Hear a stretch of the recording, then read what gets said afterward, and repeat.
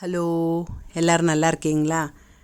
நான் இந்த வாரம் ஒரு மலபார் ஸ்பெஷல் மடியன் தோசைன்னா ரொம்ப அரிசி உளுந்தெல்லாம் ஊற வச்சு கஷ்டப்பட்டு கழுவி அரைச்சி அடுத்த நாள் புளிக்க வச்சு அந்த மாதிரி எதுவுமே இல்லாமல் டக்குன்னு அரிசியை ஊற வச்சோம்னா 1 ஹவரில் ஊறினா அரைச்சி தோசையாக ஊற்றுறது தான் இந்த மடியன் தோசை.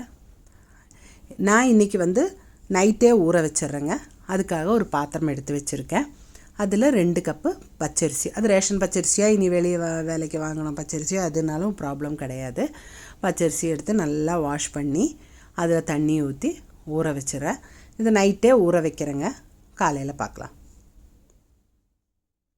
காலையில் ஆயிடுச்சு பாருங்கள், அரிசி ஊறிடுச்சு பார்த்திங்களா. இனி இதை எடுத்து நம்ம தண்ணி வடிச்சிட்டு அந்த அரிசி மட்டும் மிக்ஸி ஜாரில் சேர்த்துட்டு அதில் 1 கப்பு சாப்பாடு, வெந்த சாப்பாடு, அதில் 1/2 கப்பு துருவின தேங்காய், தேவையான அளவுக்கு உப்பும் போட்டுட்டு நம்ம இருத்து வச்சோம்ல தண்ணி, அந்த தண்ணி ஊற்றி தோசை மாவு பதத்துக்கு அரைச்சிட வேண்டியதுதான்.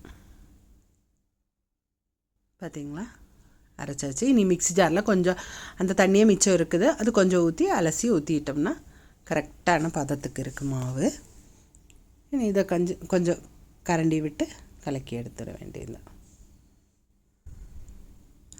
இதுதாங்க தோசை மாவு பதம், அவ்வளோதான், வேறு ஒன்றும் இல்லை.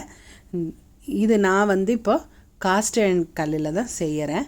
நான்ஸ்டிக்லேயும் செய்யலாம், ஒன்றும் ப்ராப்ளம் இல்லை. ஆனால் காஸ்ட் அயர்ன் தோசை கல்லில் செய்யும்போது அந்த ஒரு தனி மனம், தேங்காய் எண்ணெய் ஊற்றி செய்யும்போது ஒரு அலாதியான டேஸ்ட்டு நல்லா இருக்குங்க.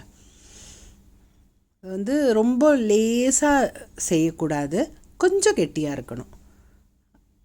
ஒரு 3 கரண்டி ஊற்றுனா கரெக்டாக இருக்கும். பாருங்க, ரொம்ப பரப்ப வேண்டாம், ஒரு அளவுக்கு, ஆனால் ரொம்ப கெட்டி திண்டாவும் வேண்டாம்.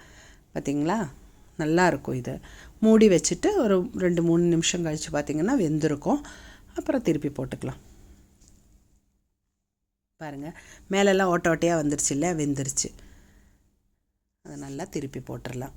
மூடி வைக்கலைன்னா மேலே ஒரு மாதிரி ஒரு பச்சரிசி தானே, அது ஒரு மாதிரியாக இருக்கும், பார்க்குறக்கு நல்லா இருக்காது. அதனால தான் மூடி வைக்கிறது. கண்டிப்பாக மூடி வச்சுருங்க. பாருங்கள், இதே மாதிரி மிச்சத்தையும் செஞ்சு எடுத்துட வேண்டியதுதான். தேங்காய் எண்ணெய்க்கு பதிலாக நீங்கள் என்ன வேணாலும் எடுத்துக்கலாம். ஆனால் தேங்காய் எண்ணெய் செஞ்சால் தான் இது அதோட கரெக்டான ஒரு மனம் இருக்கும். பாருங்கள், எல்லாம் செஞ்சு எடுத்தாச்சு.